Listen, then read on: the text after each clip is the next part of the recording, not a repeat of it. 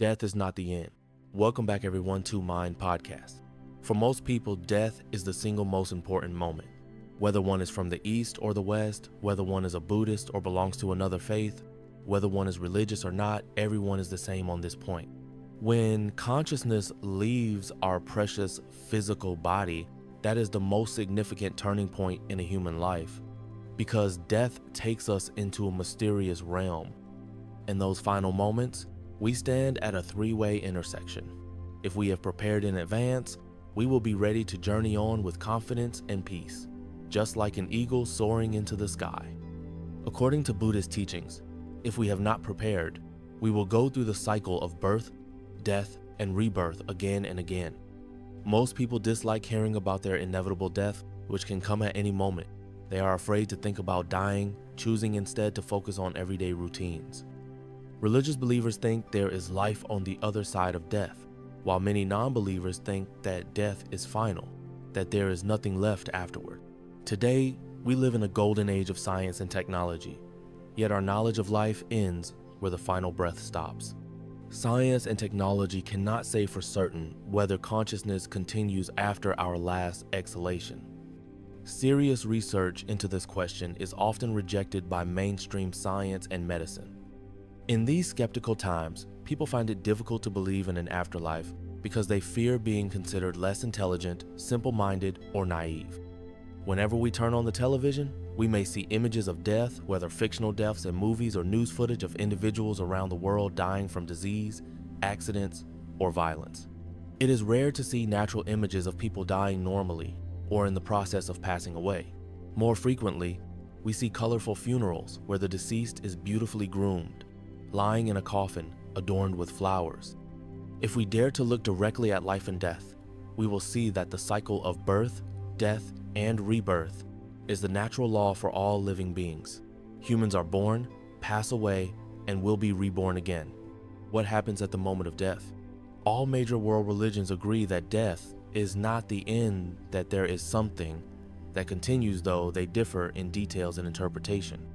Whether it is called mind, consciousness, soul, or spirit, that something continues to exist in one form or another.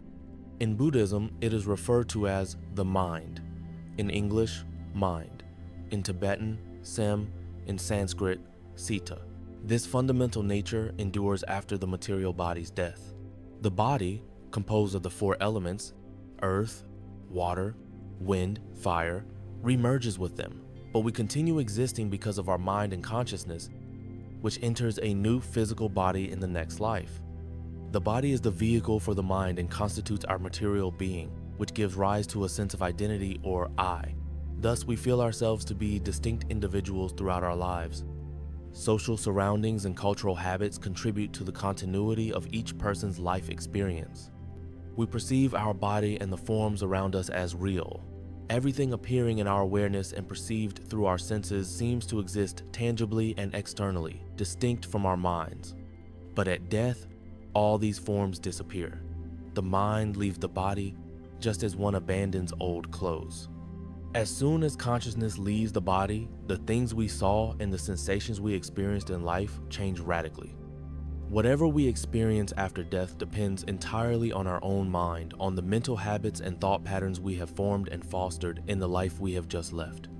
If our mind was peaceful, then everything we did in that life was an expression of peace, and everything we said was peaceful speech. Thus, all our actions would be virtuous, making us a source of peace for anyone who encountered us. At the moment of death, when we break free from the constraints of the body and the limitations of culture or social environment, we become free to dwell in the peace that is the true nature of mind. Similarly, if during our worldly life we practice correctly, then upon dying, every phenomenon appearing to us will be a pure and enlightened realm. Conversely, if the mind is steeped in painful emotions such as anger, then whatever we think will be disturbed by angry thoughts and feelings. Anything we say or do will forcefully manifest that anger. In such a mind, a peaceful state will have no chance to arise. Our rage and pain will negatively impact those around us. At the moment of death, we may fall into an inferno of hellfire, the manifestation of our own hateful mind. The law of cause and effect karma. All major world religions teach that a life of kindness and virtue leads to a realm of bliss after death, whereas a life driven by anger and wrongdoing leads to unfortunate consequences. Christianity praises good deeds and charitable works. Judaism encourages adherence to the commandments in the Torah. Buddhism speaks of accumulating merit by generating positive karma through wholesome thoughts, words, and deeds. These religions and other traditions all accept the universal natural law of cause and effect in the cosmos. The law of cause and effect or karma governs all events. Every action of body, speech, and mind produces a corresponding result, good or bad. Buddhism offers particularly detailed teachings on which outcomes follow which behaviors. In general, wholesome thoughts, emotions, words, and actions bring happiness, while harmful actions result in suffering in samsara, the cycle of rebirth. All painful emotions, habitual thoughts, and mental afflictions originate from ego clinging, meaning attachment to the illusory notion of a self, and dividing the world into subject and object, the belief that one is a separate entity from all other beings. As the Indian master Nagarjuna wrote, all beings have come from grasping at self. The human mind tends to cling to objects of thought and perception, which is the root cause of our existence in this dualistic realm. Through ego clinging, regarding the objects of our mind as inherently real, we set up a dualistic relationship of subject and object. Then we either like or dislike those objects, reinforcing our attachment. Ultimately, this leads to emotional responses of pleasure or pain, creating tensions and stress. Ego clinging includes the ideas of me and mine, and encompasses the phenomena arising in our awareness. However, Buddhism teaches there is no inherently real, permanent, unchanging self. Therefore, our sense of self-grasping is based on an illusion. Under the law of cause and effect, the unwholesome thoughts and actions born of our ignorance and illusory clinging bring about real suffering for us. Ego clinging leads to samsara and to karmic consequences. It produces afflictive emotions, passion, aggression, ignorance, jealousy, pride, and fear. These disturbing emotions cause rebirth. Thus, a calm and stable mind is the key to freeing ourselves from samsaric suffering. The phases of living, dying, and being reborn unfold naturally for everyone. They are not imposed by anyone else, but instead reflect our own mental patterns, speech, and actions. Hence, we must practice diligently to attain peace in dying and rebirth, the cycle of living, dying, and after death. The endless cycle of living, dying, and after death is called samsara, sometimes symbolized by a wheel spinning ceaselessly. See illustration on page 172 in the English version. Samsara is divided into 4 stages, each representing a distinct experience. 1. The worldly life phase begins at conception and ends with the terminal illness or other cause of death. Each moment of life can be seen as a stage that arises and ceases in a never-ending stream of changing events between birth and death, wakefulness and sleep, happiness and suffering. 2. The dying process begins with the terminal illness and proceeds through a gross and subtle dissolution, wherein the bodily elements, sense faculties, mental functions, and emotions disintegrate. This ends when breathing stops. 3. The phase of ultimate essence, or true nature, starts when the fundamental clear light, or luminosity, term quang in Vietnamese, the mind's true nature, appears. This phase is characterized by the spontaneous appearance of luminous visions, including not just light but also sounds and images. It ends when these visions fade. However, ordinary people do not recognize this luminosity as an expression of their own true nature. They perceive it as external imagery, becoming afraid or excited. Usually, such people then black out shortly thereafter. 4. The transitional phase, or bardo, begins when the luminous visions vanish, or once the person regains some awareness, and it continues until that consciousness takes rebirth in the mother's womb. In Tibetan scripture, each of these phases is called a bardo, in between or transitional state, because it occurs between 2 other stages. Thus, the entire life we live is also called a bardo, which may sound strange but is considered a transition between birth and death. However, Many people use bardo only for the interval between death and the next rebirth period, filled with vivid experiences and crucial opportunities that can determine one's future existence. In this book, the term bardo refers primarily to the fourth stage, between glimpsing the fundamental luminosity and rebirth, the in-between realm bardo, to illustrate what might occur upon crossing the threshold of death and what lies beyond. I have translated some wondrous accounts from Tibetan Buddhist texts about practitioners who left their bodies for days to journey in the invisible realms. Such practitioners are called dilog, meaning those who return from the dead. They re-entered their bodies and wrote about their extraordinary experiences, which can span the deepest hells to the highest pure realms. Pure realms are blissful, purified paradises that enlightened Buddhas, out of compassion, have established so that devoted beings can be reborn there without having already attained the highest spiritual stages. Once reborn in such a pure realm, one can continue one's spiritual progress toward enlightenment. Some dilog recount visiting these pure lands, where they receive teachings from enlightened Buddhas. Others describe the bardo, replete with judgment courts and various realms of rebirth, such as hungry ghost realms or heavenly god realms. The dilog stories are deeply moving. They were mostly devout practitioners who returned to our world specifically to share what lies beyond and offer guidance on preparing for it. Each story is a precious gift, opening a window for us onto our vast future, inspiring us to reshape our lives. The dilog accounts highlight crucial points for deciding our next birth. We learn about the power of spiritual practice to purify negative karma of body, speech, and mind. We learn how the sincere prayers of the living can aid the deceased in achieving a higher rebirth.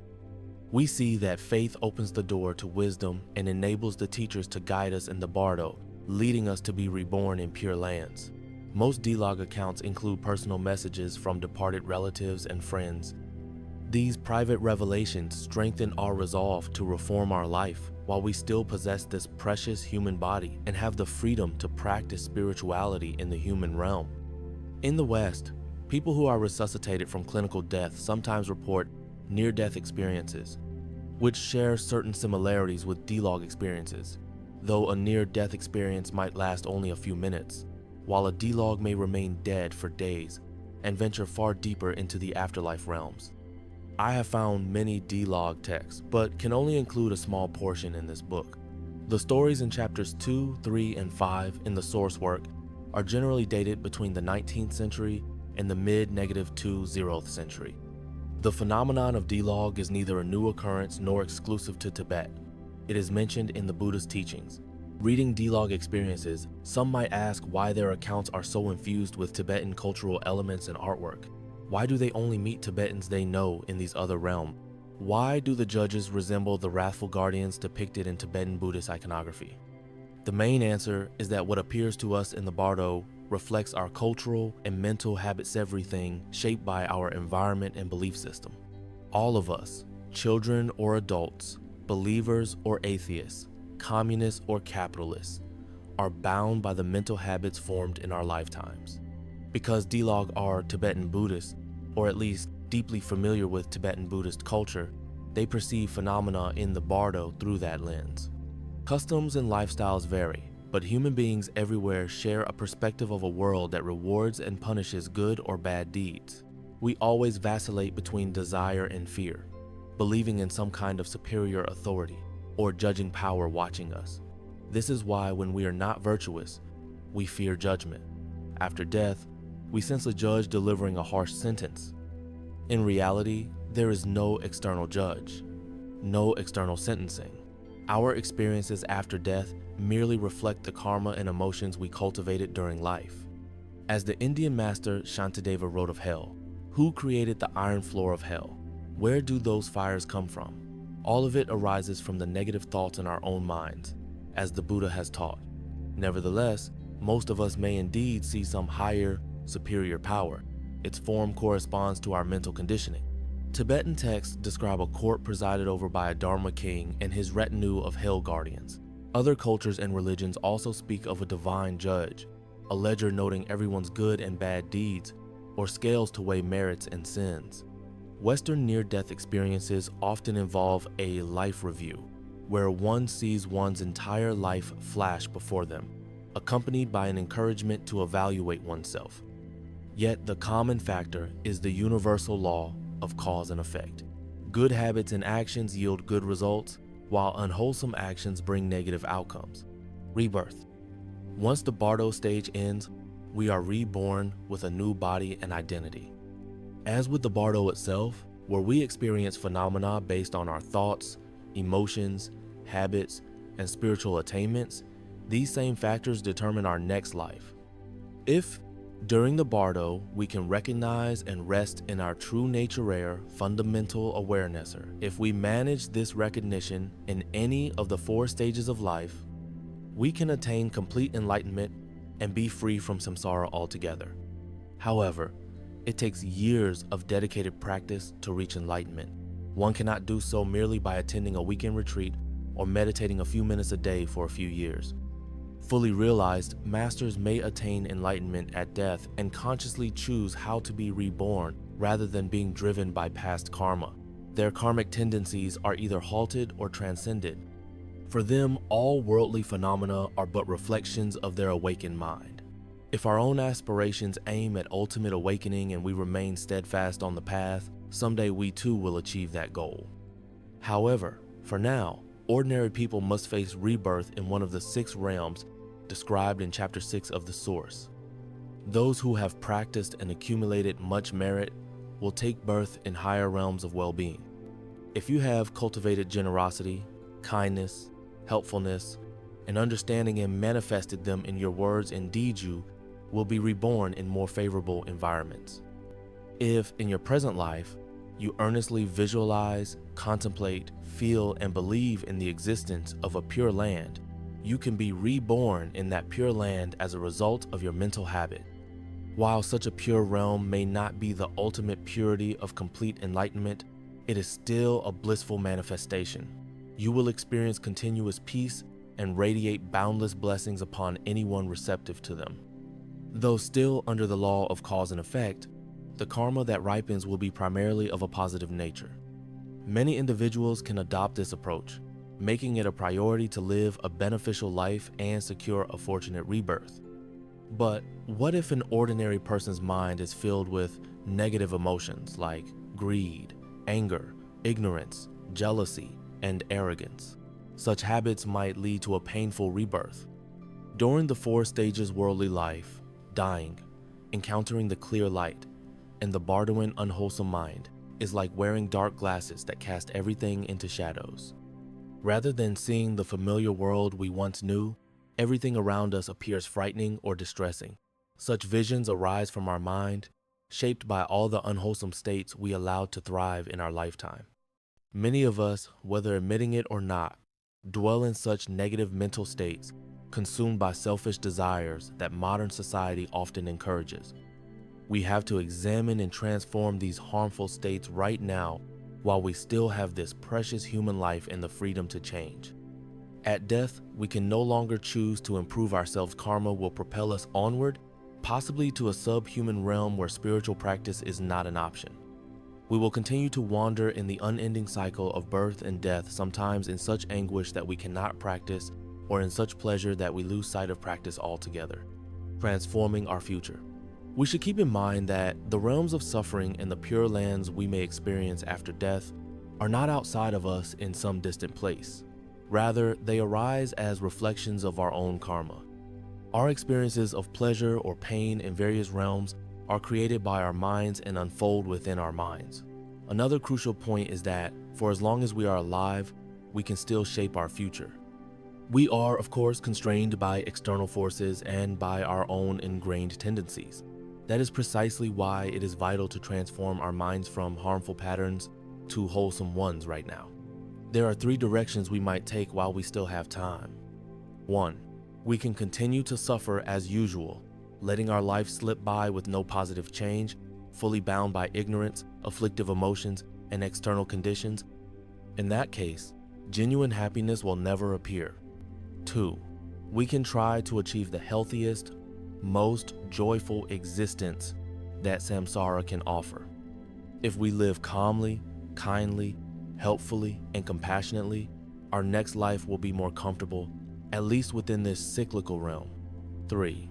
We can go beyond the fleeting nature of samsara and attain a state of lasting bliss called nirvana. This can only be achieved by realizing ultimate truth through correct meditation, right view, pure intention, and actions beneficial to others. If we orient our minds correctly, every step brings us closer to our chosen goal. The practices described in this text are primarily based on the Amitabha Sutra and the Pure Land of Amitabha, though practices related to other Buddhas and pure realms can also work. Even prayers from other faith traditions with similar aims will be effective. What matters most is preparing ourselves by regularly meditating in conjunction with a source of blessings. Here, source of blessings refers to an object of prayer or devotion that carries spiritual power and protection. This could be a Buddha, a bodhisattva, a saint, or a revered teacher. Essentially, anything we trust, if it embodies benevolent qualities, can serve as a source of blessings. During our final days and after death, the individual who is dying, as well as any helpers, relies on such sources of blessings in their recitations, prayers, meditations, and rituals. Ultimately, our truest source of blessings lies within ourselves because we inherently possess Buddha nature. Yet, until that is fully realized, we rely on an external source of blessings to awaken our inner potential. In Tibetan Buddhism, frequently chanting the name of a Buddhasuk as Amitabha is a popular way to connect with that awakened presence. Amitabha Buddha vowed to rescue anyone who sincerely calls upon his name, akin to a mother running to her child who cries, "Mommy." I recall a friend requesting Dzogchen instructions from the master Yukog Chatralwa. Rather than teaching Dzogchen directly, Chatralwa simply said, "First, recite the name of Amitabha Buddha 108 times a day with unshakable faith. Then, gradually increase to 200 times, 300 times, and more. If you keep increasing, you will eventually be chanting his name continuously, feeling his presence with every breath, no matter what you're doing. Then, at the moment of death, with your mind resting in Amitabha's name and presence, because of the merit you have accumulated and the Buddha's blessings, and because of your faith, everything you perceive will appear as Amitabha's pure land. Your future will be peaceful. You will bring benefit to others. Is that not wondrous?" At the time, I didn't grasp the depth of these words, but a few years later, I began to understand how profound they are. If you train your mind to see all phenomena as the manifestation of a Buddha in a pure land, then even if you encounter terrifying images, sounds, or sensations in the bardo, they cannot harm you. Everything transforms into well-being. Just as in a dream, if you realize it is only a dream, its frightening power dissolves like morning mist in the sunlight. Likewise, if, in the bardo, you can recognize the frightening apparitions as nothing but illusions, or indeed see them as a pure land, their power vanishes. Wrathful deities of death transform into compassionate, enlightened protectors. However, this recognition does not happen spontaneously. We must practice daily before death arrives, so that we will not be overwhelmed at the last moments. Rituals for the dying and the dead. We have seen there is much we can do to help ourselves at death, but what can we do for others, especially those who did not have the opportunity to prepare? Can the living help the dead? All religions have rituals or liturgies for supporting the dying and the deceased, and for comforting the living. In Judaism, the dying person recites a confession of repentance, vidui, or others may do so on their behalf. After someone dies, mourners repeatedly recite the Kaddish prayer, praising God. In Islam, people gather and pray for divine forgiveness for the departed. In Christianity, priests perform the anointing of the sick, pray for the deceased soul, and conduct funeral services. Tibetan Buddhism likewise has a rich tradition of ceremonies related to dying. Over the course of my eventful life, I have taken part many times in performing these rites for my spiritual teachers, close friends, and even strangers. Some of those who died were highly respected or powerful and were mourned by many, while others led very humble lives with little acknowledgement. Since the age of 5, I have lived in Dodrupchen Monastery in eastern Tibet. Along with the other monks and novices, I dedicated my life to studying sacred texts, praying, and meditating. Having completed fundamental trainings, we explored the higher teachings and practiced them, then served the community. We were taught how to assist the dying and the dead with chanting, prayers, rituals, and meditations meticulously outlined in Tibetan Buddhist traditions. Helping the deceased in this way was some of our most important work for the community. I have witnessed how both sorrow and profound sincerity emerge when we perform such rites. There is nothing to do but try our utmost to help the dying pass safely into the unknown. We sit by their bed, chant from the depths of our hearts, and the truth of impermanence appears starkly. To the person dying, fame, career, and possessions no longer matter. Even their precious body now lies motionless, cold, and breathless a corpse. Supporting a dying person in that most fragile moment can be a profound act of compassion. Some funerals are occasions of joy, remembering the good the deceased accomplished. Others are marked by grief, as the gap between the living and the dead feels unbridgeable. But in each case, we remain mindful that no place is safe from impermanence. It is always a wake-up call. The death of a great master. My first encounter with death turned out to be a source of great joy. There was a famous Lama named Sonam Tragpa from the Wangrol clan on my mother's side in Golok, eastern Tibet. People there called him Pushul Lama. He lived in a small monastery 2 days horseback ride from ours. Revered as both a great teacher and scholar, author of many texts, he was a master of Vajrayana and Dzogchen, but his main practice was the Pure Land path. Lama Pushul passed away in his early 60s when I was still a teenager. Hearing the news, my teacher, Kyala Khenpo, and I, along with a few others, rode to his monastery. We arrived at dusk, received by the monks and disciples who had gathered. I had a special connection with Lama Pushul. When I was an infant, he was one of the masters who recognized me as the Tulku, incarnation, of his own primary teacher. He was also the most important Lama for my mother's clan, so I had a special duty to take care of his funeral rites. Kyala Khenpo instructed me to enter Lama Pushul's room alone. I found his body lying in the sleeping lion posture, the meditative side posture.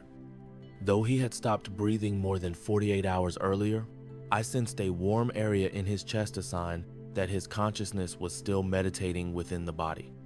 Khenpo then declared that no one else should enter his room or make noise in the area until he had completed his meditation. Everyone else recited prayers in tents some distance from the monastery. News of his passing spread everywhere, so it could not be kept secret. The next morning, the warmth in his chest was gone, so 4 monks entered to bathe his body with a saffron solution, then dried it with fresh white cloth. They prepared the body to remain intact for several days. They arranged it in the lotus posture on a small throne, dressed him in full monastic robes and ceremonial hat, arms crossed at the chest, holding a vajra and bell. In front of him, they set up lamps, food offerings, and ritual objects on 2 low tables. I'm sure Lama Pushul had wanted a simple funeral, but reality demanded an elaborate one. His monastery had only about 30 monks, yet a constant stream of people from all walks of life arrived day and night nomads, from distant camps, weeping or offering prayers. We discovered a small note in his handwriting. Right after my death, I will be reborn in the Pure Land. In this life, I have chanted the entire great Prajnaparamita Sutra, 15 volumes, 108 times, and have meditated on its profound meaning. Therefore, in the Pure Land, I shall be called Bodhisattva Sharab Nyingpo, Wisdom Heart. To anyone who prays to me with faith, I will protect them in this life from all misfortune, and I will guide them to rebirth in the Pure Land at their life's end. He ended his note with these 5 lines, for disciples to use in prayer.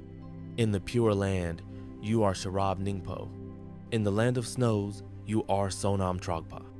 In a future time, you will be known as Buddha Amitayus. You are our root teacher, to whom we pray. Please bless us to be reborn in the Pure Land. This was a remarkable message.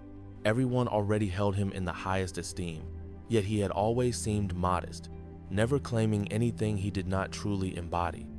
So we were not surprised by the content as much as by the fact that he had written it in his own hand. Before dawn on the 8th day, his body was cremated in a newly built funeral stupa. The monks hurried to complete the arrangements, and devotees surrounded the hillside. Many people circled the cremation site as an act of reverence, chanting prayers to dedicate the merit to the great master, so he might swiftly ascend to the Buddha realms. The valley was filled with the deep resonance of prayer and ritual music. I have rarely witnessed such palpable sorrow fused with such heartfelt devotion. In death, Lama Pushul had truly proven his profound accomplishment. In his youth, he had struggled severely with mental imbalance to the point that his family sometimes had to restrain him. Yet through prayer and meditation, he transformed himself and developed unwavering faith that he would be reborn in the Pure Land, ready to help others do the same. For me, a teenage monk, it was my first direct lesson in impermanence, culminating in a sense of sacred inspiration. Lama Pushul's life, and especially his passing, demonstrated that we, too, can transform ourselves, developing absolute confidence both in life and at the moment of death.